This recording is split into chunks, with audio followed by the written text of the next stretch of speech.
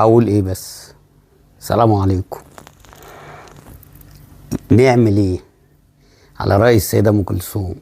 نروح لمين ونشكي لمين؟ يعني انا لو من طارق مصطفى النهارده لازم اجيب اغنيه عبد الحليم ظلموه، قتلوه، ذبحوه.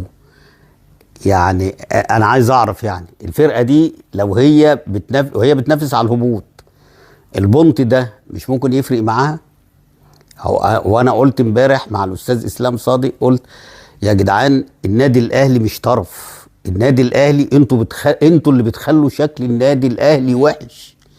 انت كمخرج وكحكم وكفار مخليين شكل النادي الاهلي وحش. انتوا كده بتدوا ايحاء للناس ان الاهلي لازم يكسب عافيه وذوق. ازاي يعني؟ هي الفرقه دي مش ممكن تهبط؟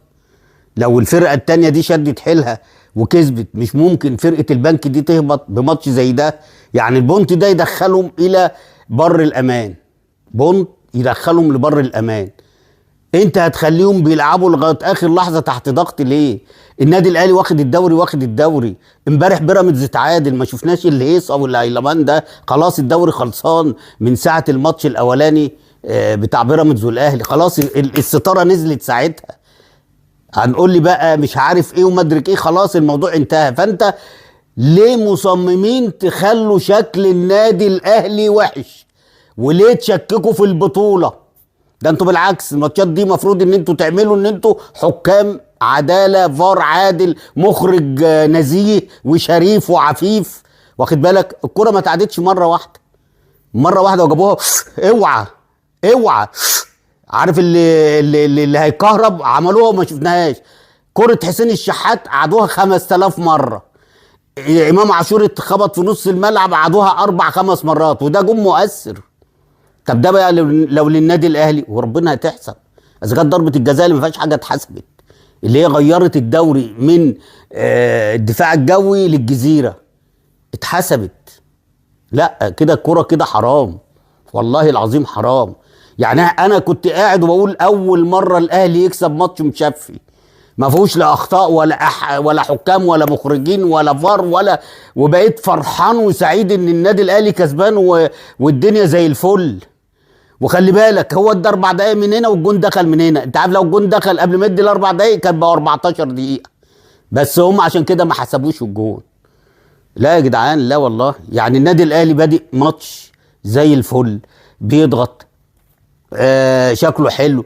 اي نعم بيلعب اللعب التجاري، لان بقى الفرق 13 بونت ولا 11 بونت، بقى الموضوع خلاص سهل. فمفروض ان هو بيلعب خلاص، الضغوط اتشالت من عليه. فالنهارده بيلعب يعني على قد لحافك مد رجليك او على قد فلوسك، وكسبان 1-0 والدنيا زي الفل. ورضا سليم مضيع واحده ومعرفش مين تاني مضيع واحده، عمر كمال. وبعدين جت الدقيقه 70 اما قفشه. عايزين نشوف بقى قفشه، يعني الراجل اللي هو بتاع الازمات، بتاع الخناقات، بتاع القضيه. فمفروض ان الراجل ده في ماتش زي ده يديله 70 دقيقه. الراجل التاني ما بيعملش حاجه خالص، لا باص ولا ترقيص ولا سروهات ولا شوط على الجون ولا بيدافع ولا بيهاجم، وشكله بس كل شويه يمثل هو ورضا سليم. كل شويه يتضرب وما حدش بيكلمه، بس الحكام عاملين له حمايه. الحكام عاملين له اي لمسه يفاول ويجري. النهارده الراجل امين عمر ادى 2 انذارين لمحمد هلال وللراجل اللي هو الافريقي، وكور عاديه جدا. ده في واحده دخل فيها مش عارف رامي ربيعه ولا ياسر ابراهيم على رجل الراجل وعمل نفسه انه بنى. الكوره بتاعت محمد هلال عادي، كريم ندفي اتخبط في رجله عادي جدا، جري عليه وقام جاي حاسب فاول، وهي الكوره خلاص راحت للزميل. يعني ما راحتش مثلا قلشت ولا راحت غلط، ولا راحت لزميله اللي هو محمد هاني، وقام جاي مدي فاول وقام جاي مدي انذار. انت بتحلل ايه؟ يعني بتحلل الانذار ده ليه؟ عشان ان انت ما تبينش ان انت اخطأت في الفاول؟ ونفس الكلام الراجل الافريقي دخل على البسكوته، قام جاي وقام جاي مديله انذار. ما دخلش عليه، ده هو يا دوبك ضغط عليه. التاني اللي هو اتخض وقام جاي مديله فاول وقام جاي مديله انذار. وما لهمش لازمه. ما تقدرش تدي لعيب من الاهلي انذار تافه وهايف زي ده عمرك، الا لو دخل على رجل الراجل قطمها له. هتدي له انذار ومش هتدي له طرد. وكنت ماشي كويس لغايه الكورتين دول. ليه يعني؟ ليه؟ ما ده بتعمل للفرق الصغيره دي اللي انا بقوله بقى للاستاذ اسلام صادق، ان الفرق الصغيره زي ما بتجيب جون كده وتبدا نفسها تتفتح، وتيجي انت تحسب عليهم ضربه جزاء يقعوا، لان ما عندهمش الخبره، ما عندهمش اللي بيسندهم اللي هو الجماهير اللي هي بتقف وتشجعهم عشان يفوقهم زي الاهلي والزمالك.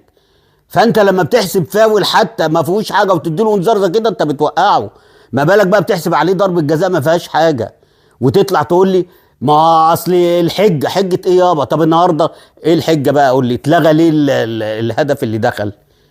ها يا استاذ اسلام قول لي اتلغى ليه الهدف اللي دخل؟ برضو دي 90 دقيقه، ما هو في ال 90 دقيقه الراجل ادى 4 دقايق، في اول دقيقه جابوا جون، الخط اتعوج بتاع الفار، الخط اتعوج، ما تعرفش اتعوج ليه؟ يعني المفروض يمشي يبقى هيعدي كريم بامبو، هيضرب في رامي ربيعه اللي مغطي وراه، اللي وراه بشويه هو اللي مغطي، بس لا ده دخل في النادي الاهلي. الفار اتكهرب والحكم اتكهرب والمخرج اتكهرب، وهوب عملوها لك مره واحده كده، حطوا لك الخط وقاموا جايين شايلينه وقال لك اوف سايد وتيت وقام جاي مصفر وانتهى. ايه يا جدعان؟ في ايه يا جدعان؟ ايه الدوري المشبوه ده؟ ايه الدوري المشبوه ده اللي انتوا اديتوه للناس؟ يعني اقول ايه بس؟ اقول ايه؟ قلتم يعني ولا ايه؟ ما احنا لو اتكلمنا هيقعد يقول لك ده بيكره النادي، ده مش دوري كده، مش كوره. النادي الاهلي لو خسر ال5 ماتشات اللي جايين وربنا هياخد الدوري، وربنا هياخد الدوري خلاص. بس حسسوا الناس ان في عدل، في شفافيه، في نزاهه، في فرق تانية بتصارع على الهبوط.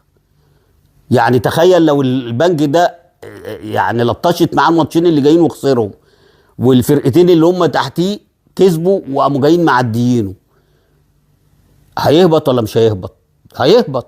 انت بقى تنفعه يا عم. وعلى فكره الراجل اللي قاعد على الفار ابن الراجل اللي هو بيقول ايه واطيعوا الله واطيعوا الرسول، اللي هو بيطلع يحلل، اللي هو محلل كرة حسين الشحات ان محمد حمدي ياخد انذار ويطرد، ياخد انذار في الكرة اللي هي بتاعت ماتش بيراميدز والاهلي الاولاني، ياخد انذار. قال لك كده. طب يا راجل ده الراجل حاطط رجليه على بطنه، فاركها، هو اللي حط رجليه على بطنه والراجل بعيد عنه وما جاتش في ايده ولا جت في، ورغم كده اتحسبت وخلاص. يا عم ماشي وبلعناها ماشي. ابنك كمان يقعد على الفار النهارده وهو اللي يعمل الخط المعوج ده عامل خط فيه كروس بعوجه كده، عارف الدوران؟ لما انت كده بتكون جاي في طريق معدول ومره واحده كده تلاقي دوران، الخط بتاع النهارده فيه دوران. المفروض الخط يمشي على طول كده يبين لك مين الاول ومين التاني. رامي ربيعه مغطي كريم ندفد ورا، بس هو جايبينها قبل، يعني مدخلين الخط قبل كريم ندفد ومطلعينه عشان عايزين يطلعوا رامي، والخط جاي له هنا، الخط جاي له كده. يا نهار اسود، يا نهار اسود على الضلال. طب انت مش خايف من ربنا وخايف من الاهلي؟ مش خايف من ربنا وخايف من جماهير الاهلي؟ هتروح تنام ازاي النهارده؟ الحاجه دي حاجه ضمير، حاجه انت ممكن زي ما بقول لك كده تظلم فرقه يدعوا عليك تتشل، يشلوك والله العظيم. انت مش خايف من ربنا خايف من الاهلي ومش خايف من ربنا وتحسب حاجه زي كده؟ فين الضمير يا جدعان؟ فين الشفافيه؟ فين اللي بيقولوا عليها تكافؤ الفرص؟ فين لجنه المسابقات ولجنه الحكام والاتحاد؟ يا عم الاهلي واخد الدوري اقسم بالله، ولو فضلنا على كده الاهلي 40 سنه هياخد دوري تاني، 40 سنه بالشكل ده، لانك انت كده عدمت المنافسه، عدمت حته اللي هي تكافؤ الفرص، عدمت كل حاجه. والاهلي مش طرف، بس انتوا خليتوا شكل الاهلي بقى طرف، خليتوه شكله وحش جدا. هرجع للمباراه في حاجات بس بسرعه كده. وسام ابو علي من ماتش بيراميدز الاولاني اللي انتوا اديتوها لحسين الشحات ظلم وعدوانا عشان الشيبي، يا لجنه ما عندهاش فكره، يا لجنه مجامله. اديتوها اللي المفروض ياخدها. مين اللي جاب الجونين؟ الجون الاولاني وضربه الجزاء، مين اللي جابهم؟ ما هو وسام ابو علي المفروض ياخد راجل المباراه ونجم المباراه زي ما خدها النهارده وزي ما خدها الماتش اللي فات. هو اللي دلوقتي البرواز بتاع النادي الاهلي، هو نمبر 1 بتاع النادي الاهلي، هو المنقذ للنادي الاهلي في الماتشات ديت، المنقذ، واخد بالك؟ فانا بقول لك من ماتش بيراميدز الاولاني وماتش بيراميدز الثاني وماتش المصري وماتش سيراميكا وماتش النهارده، ادي 5 ماتشات هو خد منهم 4. لا كان ياخد ال5 من ال5، بس انتوا اديتوها للشحات عندا في الشيبي، عشان الشيبي كشفكوا، عشان الشيبي وداكوا الاتحاد الدولي بعد ما انتوا وقفتوه، طلعكوا شكلكوا كلكوا وحش. فانتوا بقى عندا في الشيبي اديتوا له احسن لاعب. اللي كان المفروض ياخدها غصب عن اي حد هو كان وسام ابو علي. نيجي بقى لكريم فؤاد، الراجل ده هو واكرم توفيق هم اللي شايلين الليله دي كلها، والله العظيم هم اللي شايلين الليله، وفرقه النادي الاهلي كله بيلطش الا الاثنين دول. كنا عايزين نشوف قفشه في اخر 20 دقيقه 25 دقيقه، في واحد بيهجص في الملعب، بيهجص. وعلى فكره في ناس والله العظيم هو انا مش شمتان فيه، والله ما شمتان فيه، لان انا عارف ان هو امكانياته كده، بس انتوا فرحانين بيه عشان جاي من الزمالك والفيلم والافلام والكلام ده. والله العظيم ناس كانت في الاستاد كلموني الماتش اللي فات وقالوا لي الجماهير كانت بتشتمه، اتحرك بقى، اجري بقى، انت ما بتعملش حاجه، لغايه ما جت ضربه الجزاء وشطه وخلاص وضحك على الناس والكلام. النهارده انتاجه ايه؟ مش ده اللي انتم مصدرينه في كل الصفحات بتاعتكم وكل الاعلانات، الصور بتاعته انتاجه ايه؟ قفشه اللي بينزل 10 دقايق ده اقسم بالله ضفره ب10 زيه، ضفره ايجابيته ب10 زيه. الكندوسي اللي هو في السيراميكا كليوباترا ده شايل فرقه من غير جماهير ومن غير، ولاعيب مؤثر، انما ده بيهجص على الناس وانتوا فرحانين بالتهجيص. يلا بقى حلال عليكم ومبروك عليكم. اخر حاجه عايز اقولها بجد، يعني دي مش كوره وخلاص، الدوري راح والسنه دي راحت بحلوها بمرها بالحاجات الوحشه اللي اتعملت والحاجات السيئه اللي مفيش حاجه حلوه فيها.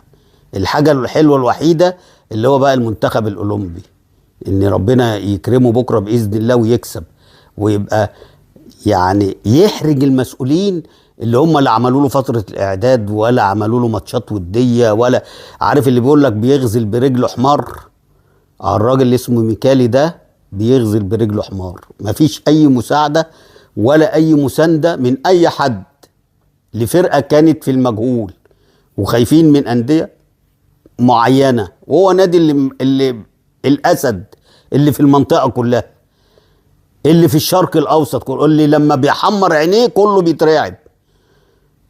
يا ريت بعد الموسم ده نشوف موسم نظيف من ناحيه الحكام، من ناحيه الاخراج، من ناحيه الفار، من ناحيه ترتيب الجدول، تحط الجدول من الاول للاخر، والجدول لما يتحط ويبقى فيه مؤجلات تلتزم باللي مكتوب في الجدول.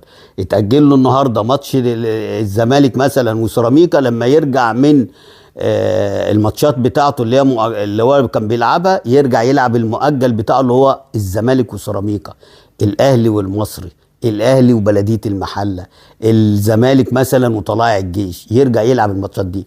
انما ما تتفصلش زي ما اتفصلت السنه دي وشفنا عك في عك في عك في عك، واخد بالك؟ فيا ريت دوري يبقى منتظم، التزم بالجدول، التزم بالمؤجلات. المخرجين دولت لازم يبقى في وقفه، لان المخرج النهارده عمل حاجه جابها في ثانيه الا ثانيه، عشان دي لو للنادي الاهلي والله العظيم هيعيدها 3000 مره ويجيبها لك من ورا الجون ومن جنب الجون ومن تحت الجون ومن فوق الجون ومن فوق برج الجزيره، وهيجيبها لك ومن تحت السامعين، واخد بالك؟ عشان يقول لك ان هي اوفسايد او ان هي جون. دي لو للنادي الاهلي هيجيبها لك من كل حته عشان يقول لك جون. الخط بيتعوج يا جدعان، الناس دي ما عندهاش ضمير. ما عندهاش ضمير. يعني مش كفايه ابوك اللي بيطلع عرفنا ويطلع بيخالف ضميره وهو بينه وبين القبر والله العظيم خطوه، وانت طالع زيه، وانت طالع صح. هنقول ايه بس، هنقول ايه بس؟ عايزين الكرة تنضف، عايزين نتفرج على كرة بجد، عايزين نشوف شفافية، عايزين نشوف منافسة، عايزين نشوف تكافؤ فرص بجد. الدوري بتاعنا يعني احنا احلى دوري اتلعب، يعني اخر دوريين اتلعبوا كنا مستمتعين بيهم بغض النظر مين خدهم، اللي هو الدوري اللي كان الزمالك بينافس وبيراميدز بينافس والاهلي بينافس وجه الاهلي خده، واخد بالك؟ ده كان دوري قوي جدا لان المنافسه كانت صعبه جدا، واخد بالك؟ واللي قبليه لما كان الاهلي متاخر بكم بونت وكان ماسك حسام حسن الزمالك وجوزيه جه، فبرضو من الدوريات اللي هي تتحسب وتقال عليها ان كنا قاعدين نتفرج الزمالك يعمل ايه النهارده، الاهلي بكره يعمل ايه، او الاهلي يعمل ايه النهارده الزمالك بكره يعمل ايه. هو ده الدوري بجد. انما دوري النهارده سلق البيض ده وتغلفوا الفرقه واحده طب الفرقه اللي بتهبط دي ما بتلعب الاهلي والزمالك، هي دي مش حرام يا جدعان؟ على فكره الاهلي رقم 1 والباقي كله كومبارس، وانا قلت الكلام دوت، قلت الكلام ده. ان شاء الله ربنا يكرم منتخبنا بكره باذن الله الاولمبي ويكسب ويفرحنا وينسينا القرف اللي احنا شفناه الفتره اللي فاتت دي.